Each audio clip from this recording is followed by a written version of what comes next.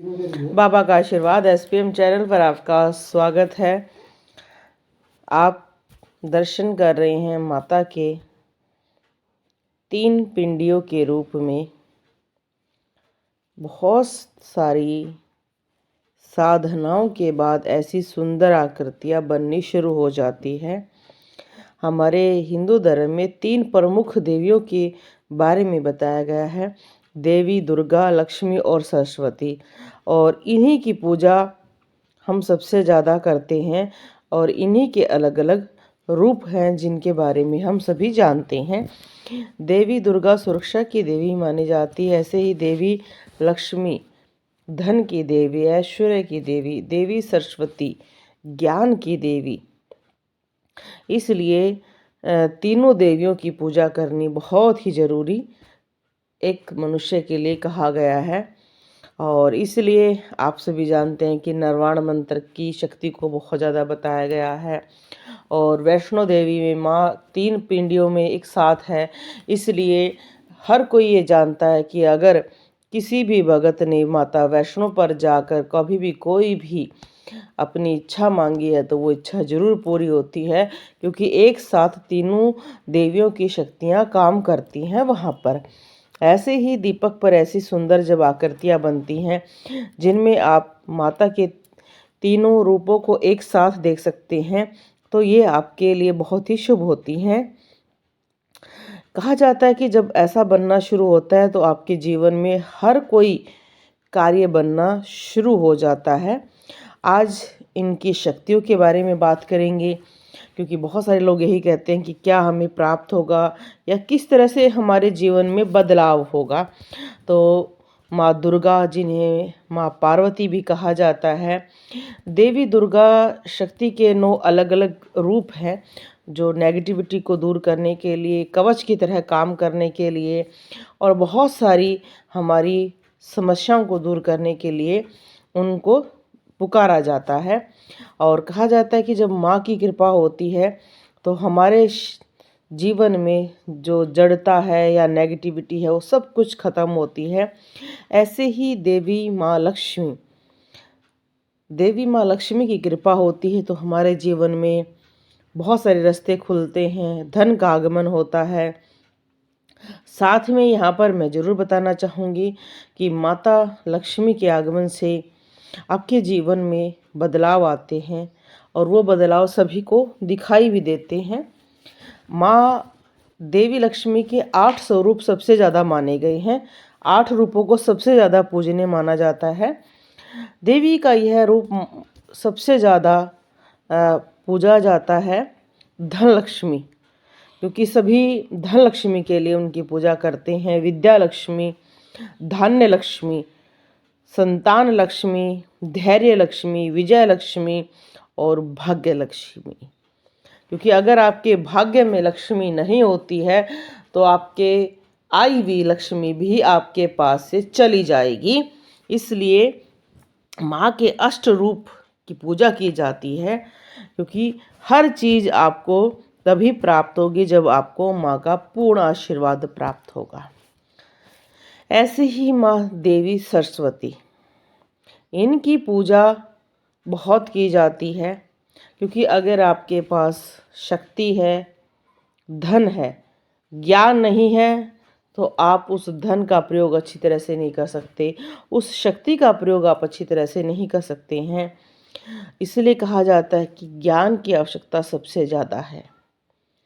ज्ञान की देवी वीणा बजाती हुई, संगीत की देवी भी इनको कहा जाता है, क्योंकि ज्ञान आप में बहुत ज़्यादा पॉजिटिविटी लाता है, आपके जीवन को सरल बनाता है। क्योंकि आपने देखा होगा कि बहुत सारे लोग इतने अमीर हैं, इतने ज़्यादा उनके पास पैसा भी है और साथ में ज्ञान है, तो वो बहुत ही निर्मल, बहुत ही पवित्र और बहुत ही अच्छे होते हैं। जैसे रतन टाटा जी के बारे में सभी जानते हैं कि वो बहुत ज़्यादा अमीर हैं, बहुत ही ज़्यादा उनके पास पैसा है, शक्ति है, पर जब उनके पास ज्ञान भी है जिसकी वजह से वो बहुत बड़ी राशि दान करते हैं, अच्छे कार्य करते हैं।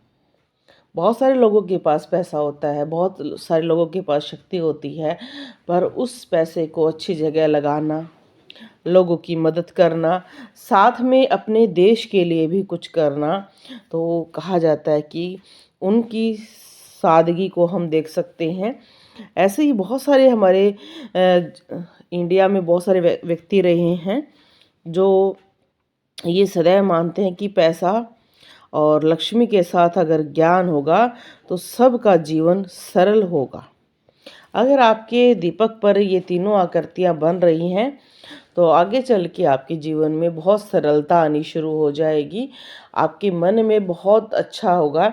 हाँ, इससे आपके कुछ अनुभव इस तरह के हो सकते हैं कि आपको एक संगीत सुनना बहुत पसंद आएगा, जो इस तरह से व्यक्ति होते हैं धार्मिक, उनसे मिलना आपको अच्छा लगेगा, आप ज्ञान की तरफ बहुत बढ़ोगे, आपके शुभ अंग बहुत फड़कने शुरू हो जाएंगे, आपके जो सपने हैं बहुत सुंदर सुंदर आपको सपने आने शुरू हो जाएंगे, क्योंकि इस तरह की दीपक की आकृति जब बनती है तो बहुत छोटी सी कन्या, सुंदर सी कन्या, बहुत सुंदर रूप में, बहुत प्यारी रूप में, या बहुत सुंदर स्त्री के रूप में दिखनी शुरू हो जाती है, शेर दिखना शुरू हो जाता है, गुफा दिखनी शुरू हो जाती है, फूलों के बगीचे दिखने शुरू हो जाते हैं, बहुत सुंदर सुंदर चीज़ें हमें अनुभव होते हैं।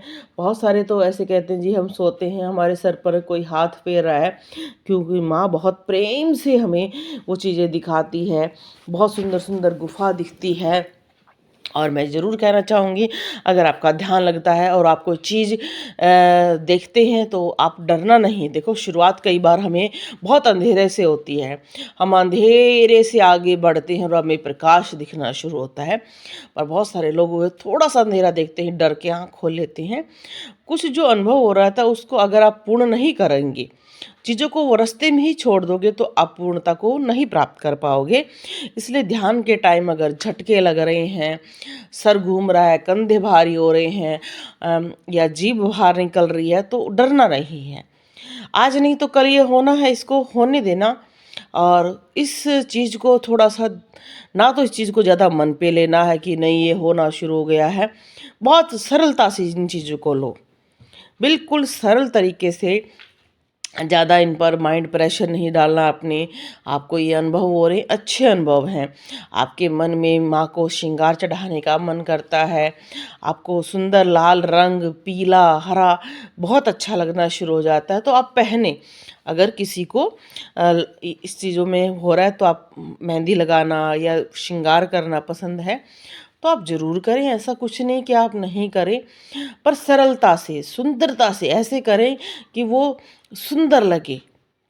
और अगर आपको बहुत सारी ध्यान में चीज़ें दिखाई दे, ऋषि दिखाई दे, कन्या दिखाई दे, मंत्र कोई आपको दे रहा है, तो उसको थोड़ा सा ध्यान दे। अगर वो मंत्र याद रहता है, क्या मंत्र था, कैसी कंडीशन थी, उस टाइम में आपको क्या क्या दिखाई दे रहा था, हो सके उसको लिख लें, ताकि आप उस चीज़ को समझ पाएँ। क्योंकि बहुत सारे लोग बाद में भूल जाते हैं कि मुझे किसी ने मंत्र दिया था, उस टाइम आसपास क्या दिखाई दे रहा था। उन चीज़ों को भी आप याद रखें, क्योंकि वो आगे बढ़ने में आपका बहुत ही मदद करेंगे। आपका कौन सा अंग फड़कना शुरू होता है जब आपको शक्ति महसूस होती है, कौन सा पैर, कौन सा हाथ, माथे का फड़कना, आँखें फड़कना, जो भी चीज़ आपके साथ हो रही है उसको आप समझें, संकेतों को समझेंगे तभी आप आगे बढ़ोगे, नहीं तो आप जहाँ पर हो वहीं पर रुक जाओगे। ज्ञान की सीमा को प्राप्त करना ही, ज्ञान प्राप्त करते रहना सबसे बहुत ज़रूरी है। आपको किस रूप में माँ दिख रही है, बहुत माँ के आपको इतने रूप दिखाई देंगे, उन रूपों को आप पढ़ें, माता की योगिनियों के बारे में, माता की शक्तियों के बारे में, किस किस रूप में वो दिख सकती हैं, कौन सी शक्ति क्या कार्य करेगी, ये सभी हमारे चैनल से आप सुनते रहें, देखते रहें। बोलो जय श्री राम।